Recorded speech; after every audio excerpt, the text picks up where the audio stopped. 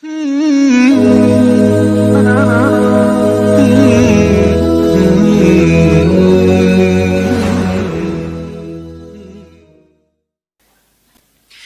hidup saya belum pernah merasakan takut dan cinta kepada Allah. Padahal saya sudah berusaha sholat dan istighfar. Pertanyaan saya, apakah saya termasuk orang yang tidak dapat hidayah? Kedua, bagaimana caranya supaya bisa merasakan takut dan cinta kepada Allah?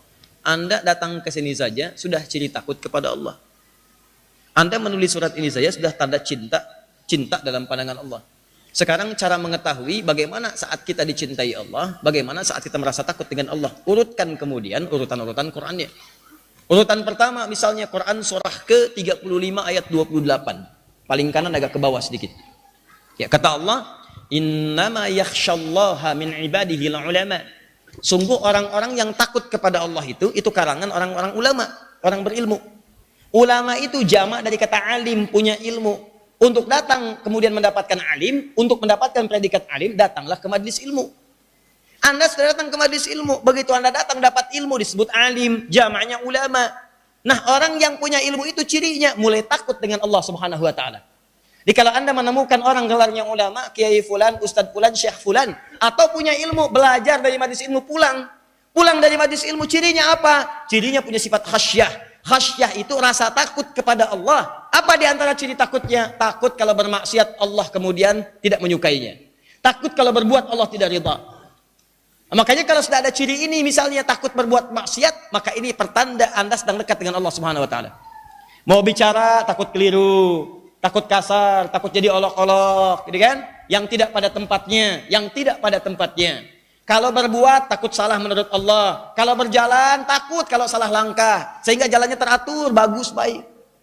Itu disebut dengan khasyah.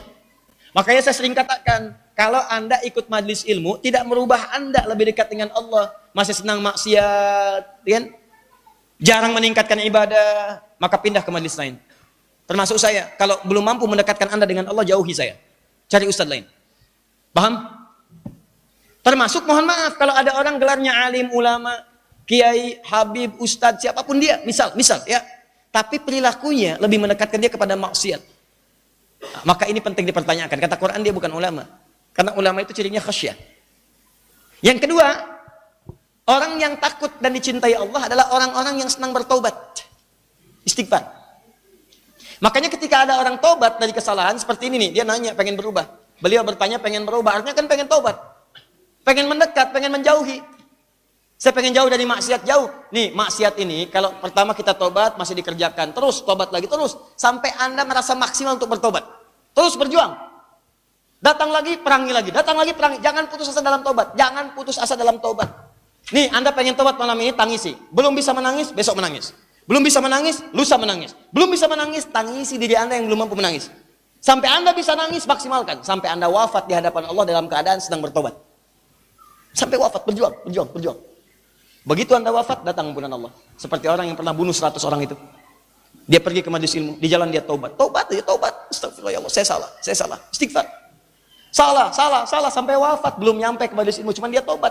Wafat dalam keadaan bertobat. Maka turun ayat itu yang Quran surah kedua ayat 222. Di ujung ayatnya. Innallaha yuhibbut tawwabin. Allah mencintai orang-orang yang senang taubat. Begitu Allah cinta pada seseorang, turun Quran surah ketiga ayat 31. Yuhibbukumullah wa yaghfir lakum dzunubakum. Ketika Allah mencintai kalian, yang pertama dilakukan mengampuni semua dosa kalian. Makanya kalau sudah dekat dengan Allah, dicintai Allah, maka dia akan dijaga oleh Allah dari perbuatan dosa. Ciri orang yang diampuni dosa, maka dijaga perbuatannya untuk tidak berbuat dosa. Misal, mata ini tobat dari maksiat, diampuni dosanya di mata, maka mata ini nggak akan dipakai maksiat lagi. Jadi kalau Anda bertobat, mata masih dipakai maksiat, artinya maaf, belum berubah mata ini. Ayo ikhtiar lagi, tobat lagi. Lisan tobat dari ghibah, dari hal yang kotor, tobat. Tapi belum mampu keluar dari itu, pelan-pelan tobat lagi sampai selesai ini. Nanti kalau tobatnya sudah sempurna, maka dari ujung kepala sampai ujung kaki akan dijaga oleh Allah dari perbuatan maksiat. Enak hidupnya itu. Ya, jadi yang dipikiran tuh enak aja, enak. Ini nggak mudah. Ya, jangan dikira seorang ustadz termasuk Adi Hidayat, apakah bisa begitu? Belum tentu. Saya juga berjuang. Berjuang di lisan, berjuang di mata, berjuang sampai ke ujung kaki. Ketika ada yang mencela, berjuang untuk memaafkan. Ya, ketika ada yang menghina, berjuang untuk memaafkan. Ketika ada yang ini berjuang pelan-pelan. Ya, jangan dikira seorang ustadz itu nggak punya ujian. Coba lihat betapa banyak ustaz dengan ustaz saling berselisih. Ustaz saling mentahdir, ustaz saling mencela, ustaz saling menjelekkan, ustaz saling membid'ahkan. Padahal tahu dalil, tahu bacaan, tahu macam-macam. Kenapa? Apa yang mau dicari? Mau cari dunia. Ngapain jadi ustaz?